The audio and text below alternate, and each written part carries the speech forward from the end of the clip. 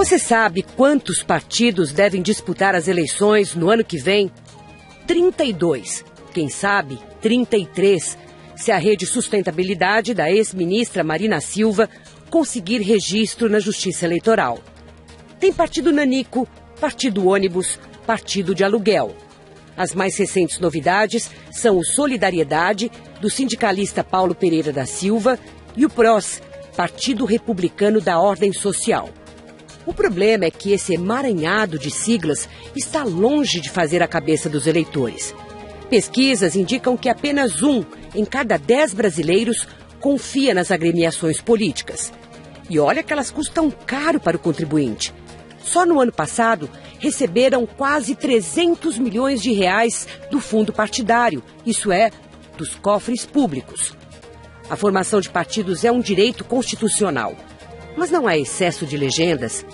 Como essa proliferação de siglas afeta a democracia brasileira? Se a queixa das ruas é pela falta de representação, quem os novos partidos representam? Uma coisa não se pode negar.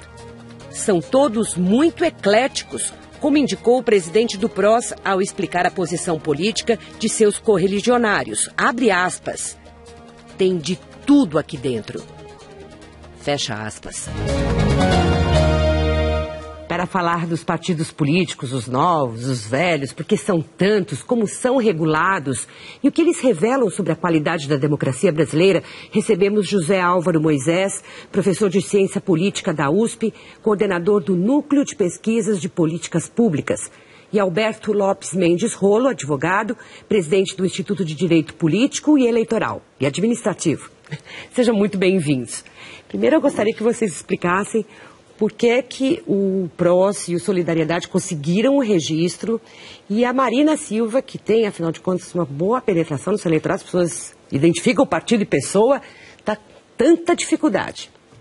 Qual é a sua hipótese? Olha, há uma legislação que determina quais são os passos a serem cumpridos para a criação do partido, começando por um percentual que tem que ser atingido o mínimo de eleitores a aderirem, que vai dar isso mais ou menos 492 mil eleitores que têm que assinar a filiação a esse partido, que tem que ser divididos em 1/3 das unidades federativas da União, portanto 9, são 27 unidades contando o Distrito Federal, então tem que cumprir essas formalidades. E o Partido da Marina, especialmente, andou, através do seu estatuto, estabelecendo restrições a qualquer tipo de adesão. Lá não entra qualquer um, eles fazem, como o professor falou, eles têm lá uma prévia, não é uma censura, qual for. Eles fazem uma triagem, E agora que chegou na reta final, a direção do partido disse que agora vai ser em triagem, os últimos 40 mil. Mas ela alega que ela teve invalidação irregular ou injustificável nas assinaturas. Todos tiveram invalidação, todos tiveram, não foi só ela. No caso da Marina, eu ouvi de algumas pessoas ligadas à rede, né, que em algumas áreas em que, por exemplo, você tem mais força do PT ou de outros partidos, houve uma dificuldade maior para o reconhecimento das assinaturas. No caso dos cartórios do ABC, cartórios do ABC, em particular, é o que apareceu como problema. Agora, eu acho que essa dificuldade, em parte, é uma dificuldade. Significa que estão tendo dificuldade, de alguma maneira, de fazer reconhecer a proposta. Mas há um lado que é positivo nisso, porque eu li uma declaração do Paulo, da Força Sindical, não é? do Partido Solidariedade, em que ele diz, olha, Paulo Pereira da Silva, em alguns momentos, nós, na coleta de assinaturas, né, o sujeito assinava para se livrar da gente. Ele deu essa declaração. O que significa que esse processo de coleta, em alguns casos, foi estritamente burocrático. E no caso da rede, não é, foi muito cuidadoso no sentido de capturar a presença e a adesão de pessoas que têm convicção.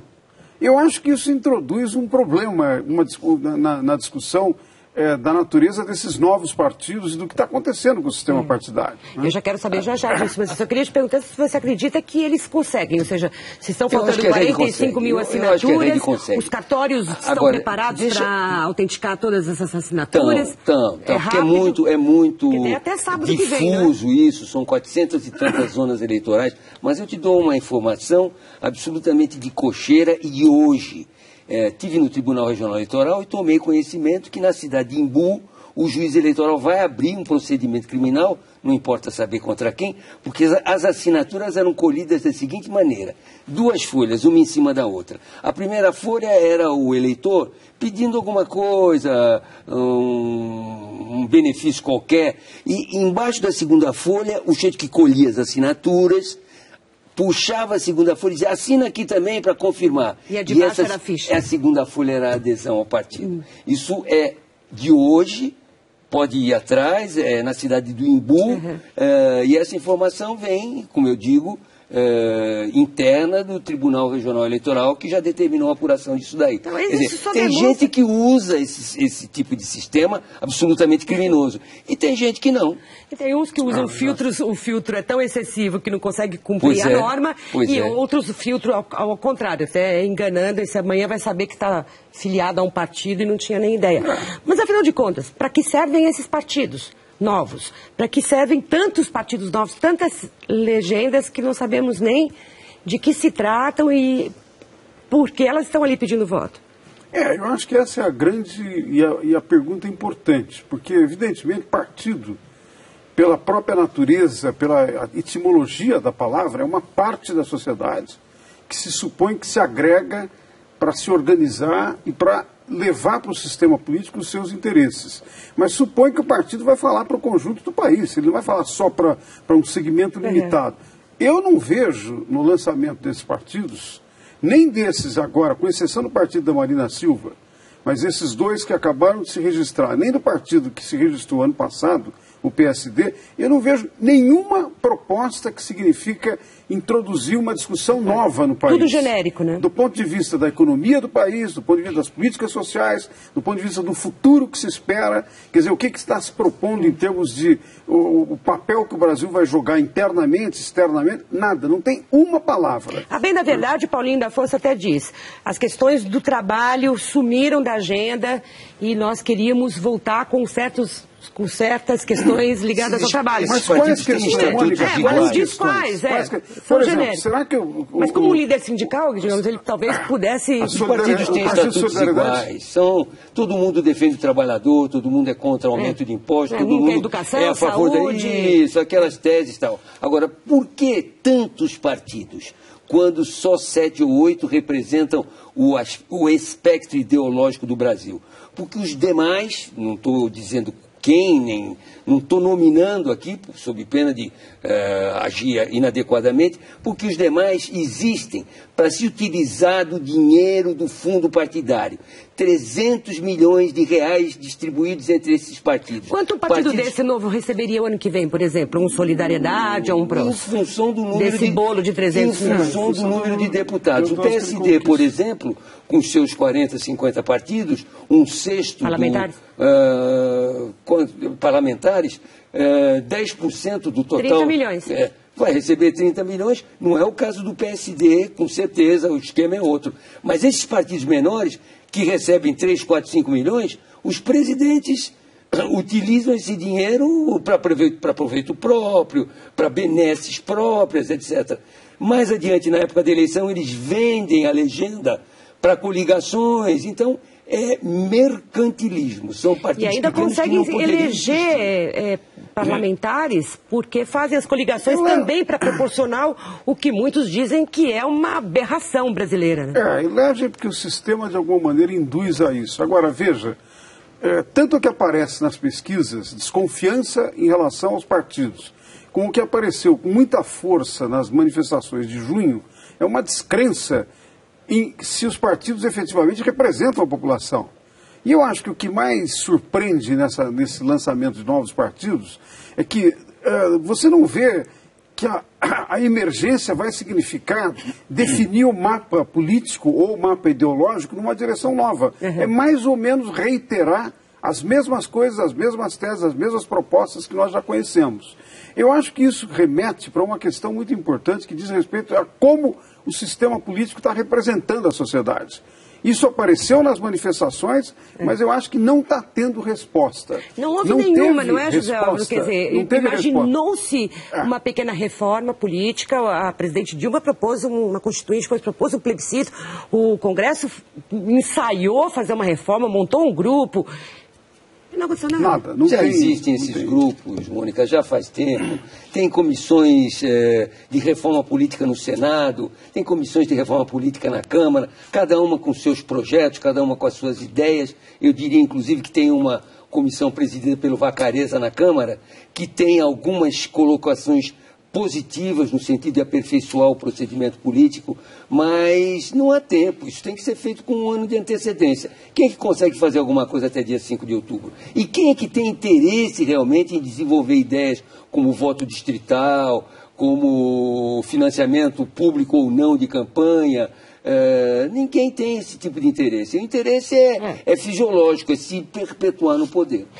Voltando para a sua pergunta, o que explica o surgimento, eu acho que em grande parte o surgimento dos partidos, ou eventualmente os movimentos que ocorrem, parlamentares saírem de um partido e ir para outro, tem que ver com a preservação das suas posições.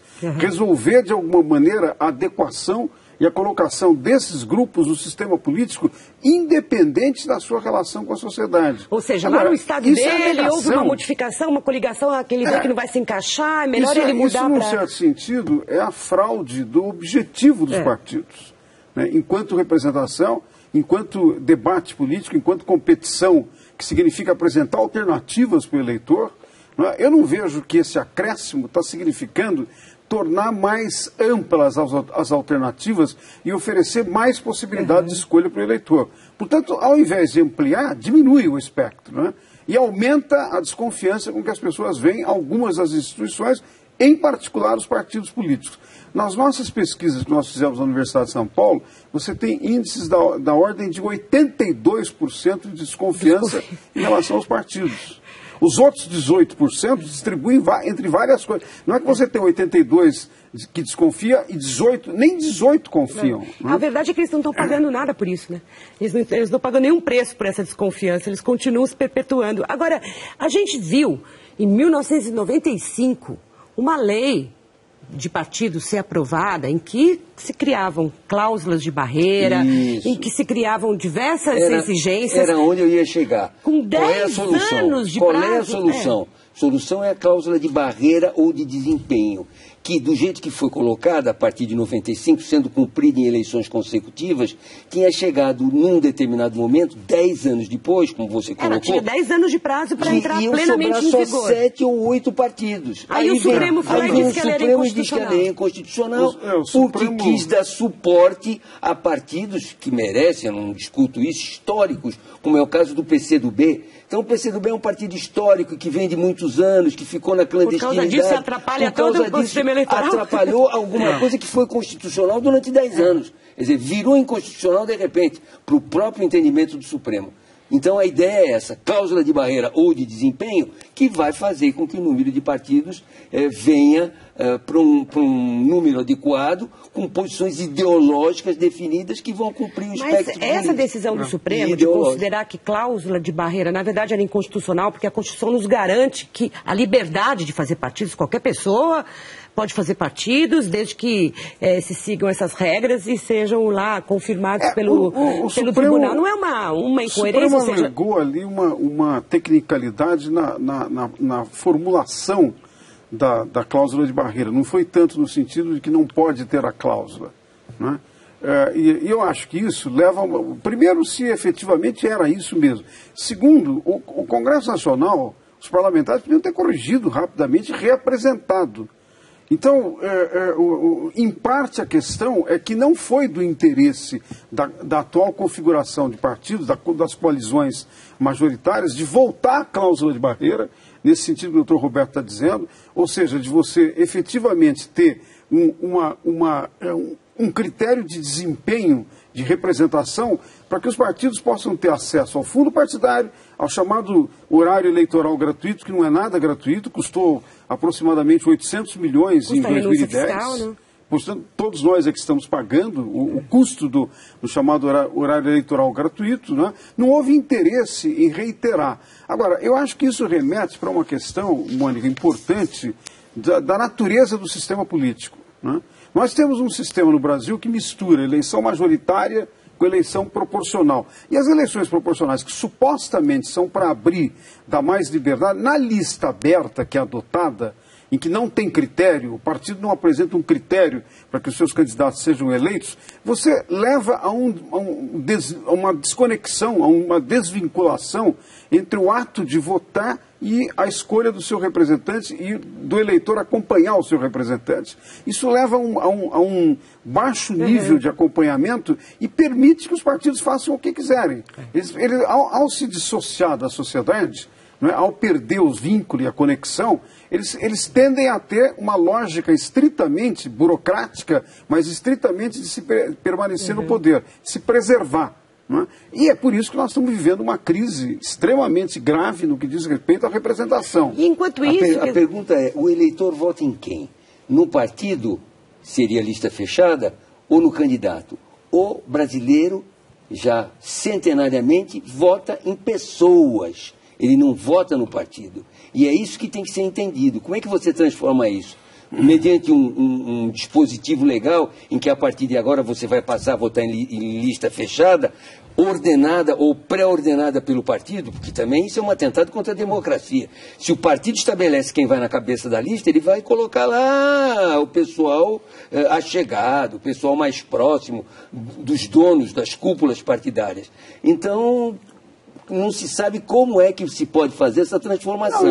De você escolher o seu candidato ou você escolher a lista partidária, que vai ser ordenada pelo partido. Mas essa discussão seria interessantíssima se o Congresso tivesse posto para a sociedade brasileira essa discussão. Ele não está preocupado com isso. Na verdade, em determinado momento se colocou isso, inclusive exatamente essa questão, se colocou em debate numa proposta de reforma que não foi aprovada. Isso é na época mas eu acho que o PT tinha nós acima de qualquer suspeita. Agora, nós precisamos voltar a esse debate, porque, evidentemente, todas essas questões, claro, tem pontos de vista diferentes. Eu tenho um ponto de vista um pouco diferente do seu nisso. Eu penso que a escolha de listas em que o partido apresenta prioridades pode ser submetida à democracia interna do partido. Hoje... Qual democracia interna? Do interna corporis? O partido é que se comanda, faz a convenção e é tudo data vênia, né? Lamentavelmente, é tudo meio fraudado, assinaturas são colocadas em duplicata. Mas não é obrigado a ser assim sempre. Não, mas então tem que voltar ao sistema. Mas primeiro a gente teria que depurar, você pode ter legislação que obriga os partidos, por exemplo, a levarem em conta não apenas...